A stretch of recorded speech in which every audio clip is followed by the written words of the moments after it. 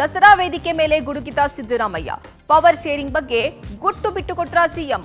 ಮತ್ತೆ ಆತ್ಮಸಾಕ್ಷಿಯ ಅಸ್ತ್ರ ಪ್ರಯೋಗ. ಸಿಎಂಗೆ ಬಹುಪರಾಕ್, ಕುಮಾರಸ್ವಾಮಿಗೆ ಪಂಚ್. ಕುತೂಹಲಕ್ಕೆ ಎಡೆ ಮಾಡಿಕೊಟ್ಟ ಜಿಟಿಡಿ ಮಾತುಗಳು. ದಸರಾ ಸಂಭ್ರಮ ಕಸಿದ ಇಡಿ ಟೆನ್ಷನ್. ಸಿಎಂ ಬಗ್ಗೆ ಛಲವಾದಿ ನಾರಾಯಣಸ್ವಾಮಿ ನುಡಿದ ಭವಿಷ್ಯ ಏನು? ಸಿಎಂ ಸಚಿವರಿಗೆ ಆರ್ ಅಶೋಕ್ ಹಾಕಿದ ಸವಾಲೇನು? ಎಲ್ಲವನ್ನು ನೋಡೋಣ ಕರ್ನಾಟಕ ಟಾಪ್ 20. ದಸರಾ ಉದ್ಘಾಟನಾ ಕಾರ್ಯಕ್ರಮದಲ್ಲಿ ಸಿಎಂ ಸಿದ್ದರಾಮಯ್ಯ ವಿಪಕ್ಷಗಳ ವಿರುದ್ಧ ಗುಡುಗಿದ್ರು.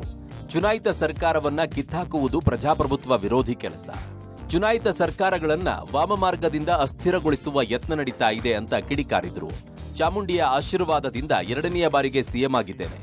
ಜನರ ಆಶೀರ್ವಾದ ಇರುವವರೆಗೂ ಯಾರೂ ಏನೂ ಮಾಡಲು ಆಗಲ್ಲ. ನಾನು ಯಾವ ತಪ್ಪು ಮಾಡಿಲ್ಲ. ತಪ್ಪು ಮಾಡಿದ್ರೆ ಇಷ್ಟು ಸುದೀರ್ಘ ರಾಜಕಾರಣ ಮಾಡಲು ಆಗುತ್ತಿರಲಿಲ್ಲ. ಆತ್ಮಸಾಕ್ಷಿಗೆ ಅನುಗುಣವಾಗಿ ನಾವು ನಡೆದುಕೊಳ್ಳುತ್ತಿದ್ದೇವೆ. ಎಲ್ಲ ನ್ಯಾಯಾಲಯಗಳಿಗಿಂತಲೂ ಕೂಡ ಆತ್ಮಸಾಕ್ಷಿಯ ನ್ಯಾಯಾಲಯ ದೊಡ್ಡದು. ಸತ್ಯಕ್ಕೆ ಯಾವಾಗಲೂ ನ್ಯಾಯ ಸಿಗುತ್ತದೆ ಅಂತ ನಾನು ಭಾವಿಸಿದ್ದೇನೆ ಅಂತ ಮತ್ತೊಮ್ಮೆ ಆತ್ಮಸಾಕ್ಷಿಯ ಅಸ್ತ್ರವನ್ನ ಝಳಪಿಸಿದ್ರು. ಕೊನೆಯಲ್ಲಿ ಆಡಿದ ಒಂದು ಮಾತು ಕುತೂಹಲಕ್ಕೆ ಕಾರಣವಾಗಿದೆ. ಇನ್ನೊಂದು ವರ್ಷದವರೆಗೂ ತಾಯಿ ಚಾಮುಂಡಿ ಆಶೀರ್ವಾದ ಇರಲಿ, ಇನ್ನೊಂದು ವರ್ಷ ಒಳ್ಳೆಯ ಕೆಲಸ ಮಾಡಲು ದೇವಿ ಆಶೀರ್ವಾದ ಇರಲಿ ಅಂದಿರೋದು ಒಪ್ಪಂದದಂತೆ ಅಧಿಕಾರ ಬಿಟ್ಟು ಕೊಡ್ತಾರಾ ಅನ್ನೋ ಚರ್ಚೆ ಹುಟ್ಟು ಹಾಕಿದೆ. ಚುನಾಯಿತ ಸರ್ಕಾರಗಳನ್ನ ಅದನ್ನು ವಾಮಮಾರ್ಗದಿಂದ ಕಿತ್ತಾಕ್ತಕ್ಕಂಥದ್ದಿದೆಯಲ್ಲ, ಅದು ಪ್ರಜಾಪ್ರಭುತ್ವ ವಿರೋಧಿ ಅಂತಕ್ಕಂಥ ಮಾತುಗಳನ್ನ ಹೇಳಿದ್ದಾರೆ. ಅದು ಮುಂದುವರಿಬೇಕು, ಅದು ಇನ್ನೂ ಬಲಗೊಳ್ಳಬೇಕು ಅಂತಕ್ಕಂಥ ಮಾತುಗಳನ್ನ ಹೇಳ್ತಕ್ಕಂಥ ಯಾರೇ ಆದರೂ ಕೂಡ ನಮ್ಮೆಲ್ಲರಿಗೂ ಕೂಡ ಇನ್ನೊಂದು ವರ್ಷದವರೆಗೆ ಉತ್ತಮವಾದಂಥ ಕೆಲಸ ಮಾಡ್ತಕ್ಕಂಥ ಶಕ್ತಿ ಕೊಡಲಿ, ಜನರ ಸೇವೆ ಮಾಡ್ತಕ್ಕಂಥ ಶಕ್ತಿ ಕೊಡಲಿ ಅಂತೇಳಿ ಪ್ರಾರ್ಥಿಸಿ. ದಸರಾ ಉದ್ಘಾಟನಾ ಕಾರ್ಯಕ್ರಮದಲ್ಲಿ ಮಾಜಿ ಸಚಿವ ಜೆಡಿಎಸ್ ಶಾಸಕ ಜಿಟಿ ದೇವೇಗೌಡ ಸಿಎಂ ಸಿದ್ದರಾಮಯ್ಯ ಪರವಾಗಿ ಬ್ಯಾಟಿಂಗ್ ಬೀಸಿದ್ದಾರೆ. ಮೂಡಾ ಸೈಟು ಹಂಚಿಕೆ ಸಮರ್ಥಿಸಿಕೊಂಡ ಜಿಟಿಡಿ, ಯಾರ ಮೇಲೆ ಎಫ್ಐಆರ್ ಆಗಿದೆಯೋ ಎಲ್ಲರೂ ರಾಜೀನಾಮೆ ಕೊಡಿ, ವಿಧಾನಸೌಧದ ಮುಂದೆ ಸಾಲಾಗಿ ಬಂದು ರಾಜೀನಾಮೆನ ಕೊಡ್ತೀರಾ? ಕೇಂದ್ರದಿಂದ ರಾಜ್ಯಕ್ಕೆ ಏನು ತರಬೇಕೋ ಅದನ್ನು ನೋಡಿ, ಅದನ್ನ ಬಿಟ್ಟು ಬರೀ ರಾಜೀನಾಮೆ ಕೇಳ್ತಾ ಕೂತ್ರೆ ಹೆಂಗೆ ಅಂತ ಶಾಸಕ ಜಿಟಿ ದೇವೇಗೌಡ ಸ್ವಪಕ್ಷ ಹಾಗೂ ಬಿಜೆಪಿ ನಾಯಕರ ವಿರುದ್ಧ ವಾಗ್ದಾಳಿ ನಡೆಸಿದ್ರು. ಎಫ್ಐಆರ್ ಆದ ತಕ್ಷಣ ರಾಜೀನಾಮೆ ಕೊಡುವ ಅಗತ್ಯ ಇಲ್ಲ. ರಾಜ್ಯಪಾಲರು ರಾಜೀನಾಮೆ ಕೊಡಿ ಅಂತ ಹೇಳಿಲ್ಲ. ಕೋರ್ಟ್ ಜೈಲಿಗೆ ಹಾಕಬೇಕು, ರಾಜೀನಾಮೆ ಕೊಡಬೇಕು ಅಂತ ಹೇಳಿಲ್ಲ ಅಂದ್ರು. ಎಲ್ಲ ಗಾಜಿನ ಮೇಲೆ ಕೂತಿದ್ದಾರೆ. ಎಫ್ಐಆರ್ ಬಿತ್ತು ಅಂದ್ರೆ ಯಾರು ಇರುವಂಗೇ ಇಲ್ಲ.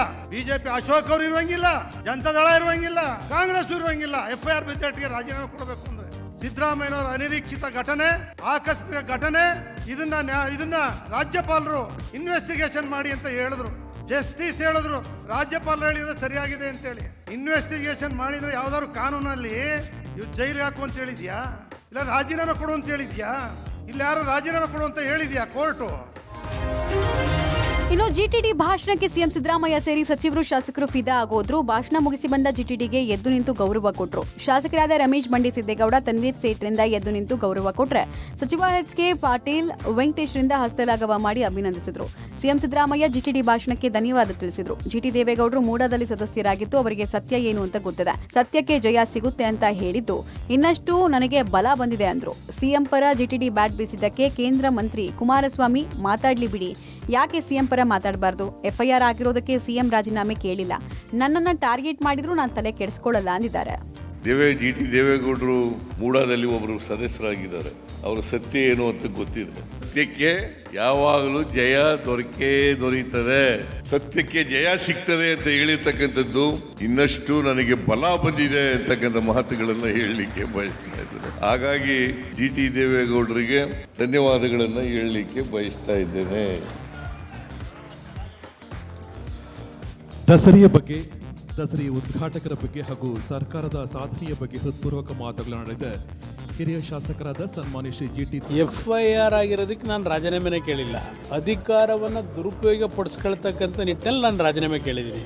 ಯಾವುದೂ ಆಗಲ್ಲ. ಈ ಷಡ್ಯಂತ್ರಗಳು ಕುಮಾರಸ್ವಾಮಿನ ಏನು ಮಾಡಕ್ಕೇನಿದೆ, ತೊಂದರೆ ಇಲ್ಲ, ಕೊಡ್ಲಿ ಬನ್ನಿ. ದಸರಾ ಉದ್ಘಾಟನಾ ವೇದಿಕೆಯಲ್ಲಿ ಸಿಎಂ ಪರ ಭರ್ಜರಿ ಬ್ಯಾಟ್ ಬೀಸಿದ ಜಿಟಿ ದೇವೇಗೌಡರು ಕುಮಾರಸ್ವಾಮಿಗೆ ಮತ್ತೆ ಟಾಂಗ್ ಕೊಟ್ರು. ಪಬ್ಲಿಕ್ ಟಿವಿ ಜೊತೆಗೆ ಮಾತನಾಡ್ತಾ, ನಾನು ಕುಮಾರಸ್ವಾಮಿಗೂ ಹೆದರಲ್ಲ, ಸಿದ್ದರಾಮಯ್ಯಗೂ ಹೆದರಲ್ಲ.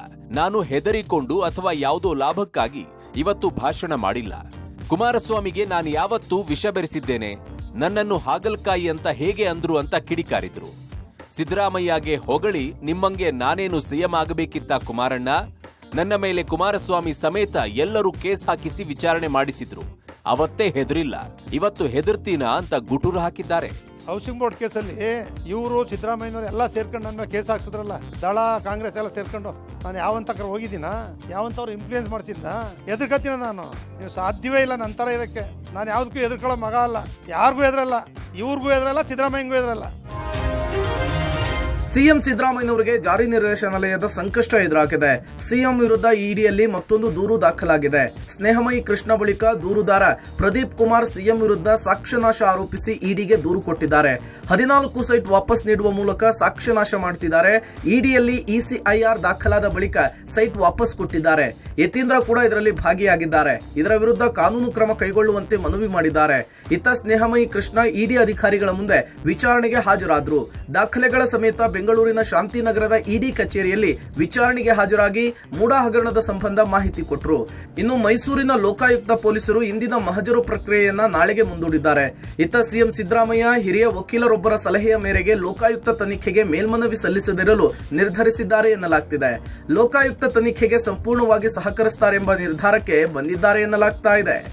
ನನಗೆ ಮತ್ತು ನನ್ನ ಕುಟುಂಬಕ್ಕೆ ಸೇರಿದಂಥ ಮಾಹಿತಿಗಳೆಲ್ಲ ಕೇಳಿದ್ರೆ ಏನು ಆಸ್ತಿ ಇದೆ, ಈ ಬ್ಯಾಂಕ್ ಅಕೌಂಟ್ಗಳು ಯಾವುದಿದೆ, ಬ್ಯಾಂಕ್ ಡೀಟೇಲ್ಸ್ಗಳು ಮತ್ತು ಏನು ಆದಾಯದ ಮೂಲಗಳಿದೆ, ಅದೆಲ್ಲ ಮಾಹಿತಿಯನ್ನು ಕೇಳಿದರೆ ಆ ಎಲ್ಲ ಮಾಹಿತಿನೂ ಕೂಡ ನಾನು ಒದಗಿಸ್ತಾ ಇದ್ದೀನಿ. ಅವರ ನಿಯಮದ ಪ್ರಕಾರ ಮೊದಲು ಯಾರು ದೂರುದಾರ ಇದ್ದರೆ ಆ ದೂರುದಾರರಿಗೆ ಸಂಬಂಧಪಟ್ಟ ಎಲ್ಲ ಮಾಹಿತಿಯನ್ನು ಪಡ್ಕೊಂಡು ಅವರು ವಿಚಾರಣೆ ಮುಂದುವರಿತಾರೆ ಅಂತೇಳಿ ನನಗೆ ತಿಳಿದು ಬಂದಿದೆ. ವಿಧಾನ ಪರಿಷತ್ ವಿಪಕ್ಷ ನಾಯಕ ಚಲವಾದಿ ನಾರಾಯಣಸ್ವಾಮಿ ಸ್ಫೋಟಕ ಭವಿಷ್ಯ ನುಡಿದಿದ್ದಾರೆ. 1 ವಾರದಲ್ಲಿ ಸಿದ್ದರಾಮಯ್ಯ ರಾಜೀನಾಮೆ ಕೊಡ್ತಾರೆ, ಸರ್ಕಾರ ಉರುಳುತ್ತೆ ಅಂದಿದ್ದಾರೆ. ಯಾದಗಿರಿಯಲ್ಲಿ ಮಾತಾಡ್ತಾ ಸಿದ್ದರಾಮಯ್ಯ ಸರ್ಕಾರ ಇನ್ನೊಂದು ವಾರ ಇರೋದು ಕಷ್ಟ, 1 ವಾರದಲ್ಲಿ ಸಿದ್ದರಾಮಯ್ಯ ರಾಜೀನಾಮೆ ಕೊಡ್ತಾರೆ, ಸರ್ಕಾರ ಉರುಳುತ್ತೆ. ಸಿಎಂ ಜಗೋದಿಲ್ಲ ಬಗ್ಗೋದಿಲ್ಲ ಅಂತ ಹೇಳಿದ್ರು. ಮೊನ್ನೆ ರಾತ್ರಿಯೇ ಜಗ್ಗಿದ್ದು ಆಯ್ತು ಬಗ್ಗಿದ್ದು ಆಯ್ತು, ಇನ್ನೇನು ಉಳಿದಿದೆ ಅಂತ ವ್ಯಂಗ್ಯ ಆಡಿದ್ರು. ಕಾಂಗ್ರೆಸ್ನಲ್ಲಿ ಸಿಎಂ ಸ್ಥಾನಕ್ಕಾಗಿ 10 ಜನ ಬಟ್ಟೆ ಹೊಲ್ಸ್ಕೊಂಡು ಕೂತಿದ್ದಾರೆ. ಲಲಿತ್ರೆ ಸಿಎಂ ಆಗ್ಬೇಕು ಅಂತ ಆಗ್ರಹಿಸಿದ್ದಾರೆ. ಅಶೋಕ್ ವಿರುದ್ಧ ಹಗರಣ ಆರೋಪಕ್ಕೆ ವಾಪಸ್ ಕೊಟ್ಟಿರೋದ್ರಲ್ಲಿ ಏನ್ ತಪ್ಪಿದೆ?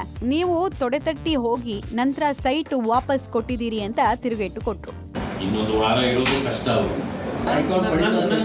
ನೋಡಿ, ಜಗ್ಗೋದಿಲ್ಲ ಬಗ್ಗೋದಿಲ್ಲ ಅಂದಿದ್ರಲ್ಲ, ಮೊನ್ನೆ ರಾತ್ರಿನೇ ಬಂದುಬಿಟ್ರಲ್ಲ, ಮೊನ್ನೆ ರಾತ್ರಿನೇ ಜಗ್ಗಿದ್ದು ಆಯ್ತು ಬಗ್ಗಿದ್ದು ಆಯ್ತು, ಇನ್ನೇನು ಉಳಿದಿದೆ? ಅಲ್ಲ, ಈಗ ಹೋಗುತ್ತೆ ಈ ಸರ್ಕಾರ, ಇರ್ಲಿಕ್ಕೆ ಸಾಧ್ಯ ಇಲ್ಲ. ಯಾಕಂದ್ರೆ ಪಾಪದ ಸರ್ಕಾರ ಇದೆ. ತಮ್ಮ ವಿರುದ್ಧ ಕೇಳಿಬಂದ ಭೂ ಹಗರಣದ ಆರೋಪಕ್ಕೆ ವಿಪಕ್ಷ ನಾಯಕ ಆರ್ ಅಶೋಕ್ ತಿರುಗೇಟನ್ನು ಕೊಟ್ಟಿದ್ದಾರೆ. 4 ಜನರು ಹೇಳಿದಂತೆ ಸಚಿವರಿಗೆ ಗೌರವ ಕೊಟ್ಟು ನಾನು ವಿಪಕ್ಷ ಸ್ಥಾನಕ್ಕೆ ರಾಜೀನಾಮೆ ಕೊಡ್ತೀನಿ.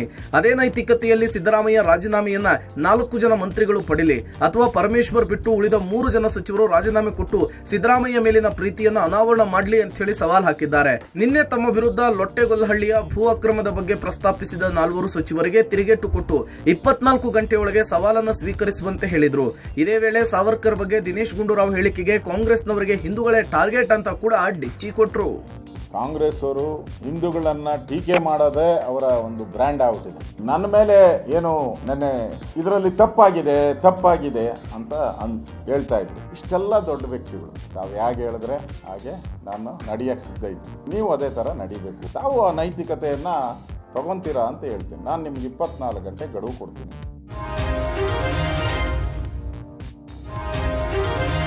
ಇಂದಿನಿಂದ ರಾಜ್ಯದೆಲ್ಲೆಡೆ ದಸರಾ ಹಬ್ಬದ ಸಂಭ್ರಮ ಶುರುವಾಗಿದೆ. ವಿಶ್ವವಿಖ್ಯಾತ ಮೈಸೂರು ದಸರಾಗೆ ಇವತ್ತು ಅದ್ದೂರಿ ಚಾಲನೆ ಸಿಕ್ಕಿದೆ.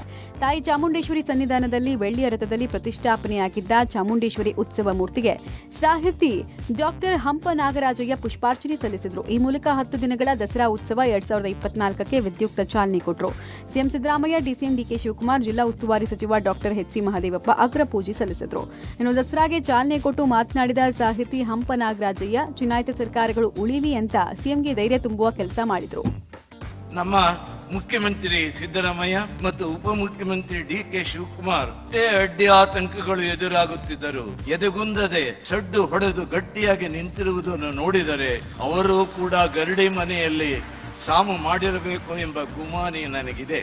ಹೌದು, ಜೀವನವೇ ದೊಡ್ಡ ಅಖಾಡ. ಜೀವನದ ಅಖಾಡದಲ್ಲಿ ಧೃತಿಗೆಡದೆ ತೊಡೆ ತಟ್ಟಿ ನಿಲ್ಲಲೇಬೇಕು. ಸಜ್ಜನಿಕೆ, ಸೌಮ್ಯತೆ ಅವು ದೌರ್ಬಲ್ಯವಲ್ಲ, ಆದರೆ ಪ್ರತಿಕೂಲ ಪ್ರವಾಹವನ್ನು ಎದುರಿಸುವ ಧೀಶಕ್ತಿ ಪ್ರತಿಯೊಬ್ಬರಲ್ಲೂ ಇರಬೇಕಾಗತ್ತೆ.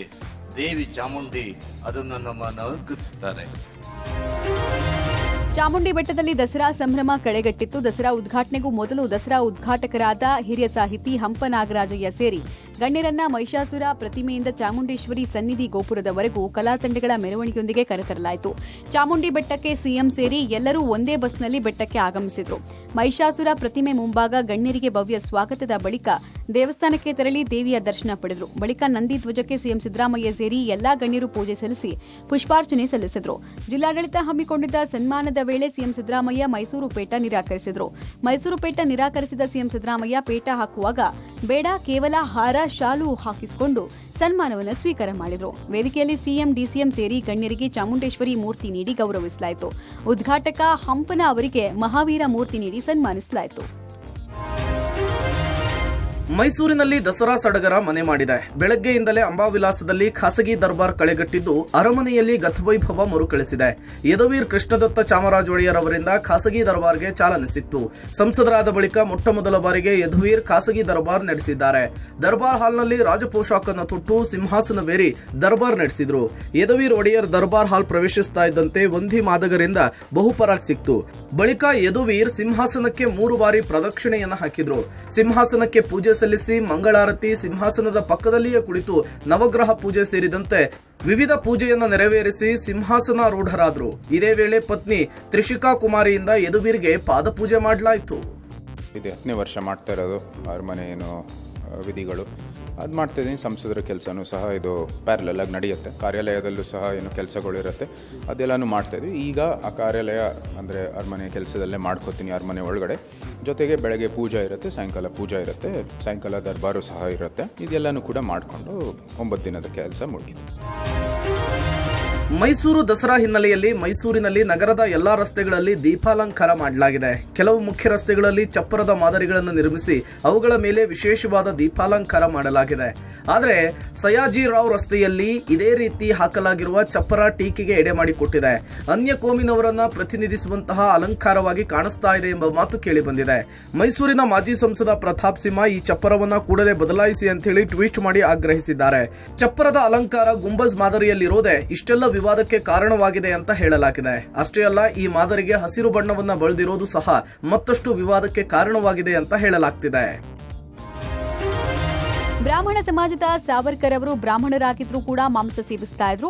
ಮಾಂಸಾಹಾರ ಸೇವನೆಯಲ್ಲಿ ಅವರು ಬಹಿರಂಗವಾಗಿ ಸಮರ್ಥಿಸ್ತಾ ಇದ್ರು ಅಂತ ಸಚಿವ ದಿನೇಶ್ ಗುಂಡೂರಾವ್ ವಿವಾದದ ಕಿಡಿ ಹೊತ್ತಿಸಿದ್ದಾರೆ. ಬೆಂಗಳೂರಿನಲ್ಲಿ ಗಾಂಧಿ ಜಯಂತಿ ಪ್ರಯುಕ್ತ ನಡೆದ ಕಾರ್ಯಕ್ರಮವೊಂದರಲ್ಲಿ ದಿನೇಶ್ ಗುಂಡೂರಾವ್ ವೀರ ಸಾವರ್ಕರ್ ಬ್ರಾಹ್ಮಣ ಸಮುದಾಯದವರು, ಅವರು ಕೂಡ ಮಾಂಸಾಹಾರ ಸೇವಿಸ್ತಾ ಇದ್ರು, ಈ ಮೂಲಕ ಅವರೊಬ್ಬ ಮಾಡರ್ನಿಸ್ಟ್ ಆಗಿದ್ರು ಅಂತ ಹೇಳಿ ತೀವ್ರ ವಿವಾದ ಸೃಷ್ಟಿ ಮಾಡಿದ್ದಾರೆ. ವೀರ ಸಾವರ್ಕರ್ ಮೂಲಭೂತವಾದಿಯಾಗಿದ್ರು. ಮೂಲಭೂತವಾದ ನಮ್ಮ ದೇಶದ ಸಂಸ್ಕೃತಿ ಅಲ್ಲ. ವೀರ ಸಾವರ್ಕರ್ ಯುರೋಪ್ನಿಂದ ಪ್ರಭಾವಿತರಾಗಿದ್ರು ಅಂತ ಹೇಳಿದ್ರು. ವಿವಾದ ಆಗ್ತಾ ಇದ್ದ ಹಾಗೆ ಸ್ಪಷ್ಟನೆ ಕೊಟ್ಟ ದಿನೇಶ್ ಗುಂಡೂರಾವ್, ನಾನು ಸಾವರ್ಕರ್ ಮತ್ತು ಗಾಂಧಿ ಜೀವನ ಶೈಲಿ ಬಗ್ಗೆ ಹೇಳಿದ್ದೆ ಅಂದಿದ್ದಾರೆ. ಸಚಿವರ ಹೇಳಿಕೆಗೆ ಹುಬ್ಬಳ್ಳಿಯಲ್ಲಿ ಕೇಂದ್ರ ಸಚಿವ ಸೋಮಣ್ಣ ಇತಿಹಾಸ ತಿಳಿದುಕೊಳ್ಳದೆ ಸಾವರ್ಕರ್ ಬಗ್ಗೆ ಮಾತಾಡೋದು ಎಷ್ಟರ ಮಟ್ಟಿಗೆ ಸರಿ ಅಂದಿದ್ದಾರೆ. ನಾನು ಅವ್ರನ್ನ ಹೇಳಿದೆ, ಅವರು ಒಬ್ಬ ನಾಸ್ತಿಕ, ಒಂದು ಆಧುನಿಕವಾಗಿ ವೈಜ್ಞಾನಿಕವಾಗಿ ಚಿಂತನೆ ಮಾಡುವಂತ ವ್ಯಕ್ತಿಯಾಗಿತ್ತು ಮತ್ತು ಅದ್ರ ಜೊತೆ ಮೂಲಭೂತವಾದ ಇತ್ತು. ಸಾವರ್ಕರ್ ಅವರು ನಾಸ್ತಿಕರು, ಗಾಂಧಿ ಅವರು ಸಸ್ಯಾಹಾರಿ, ಸಾವರ್ಕರ್ ಅವರು ಮಾಂಸಾಹಾರಿ.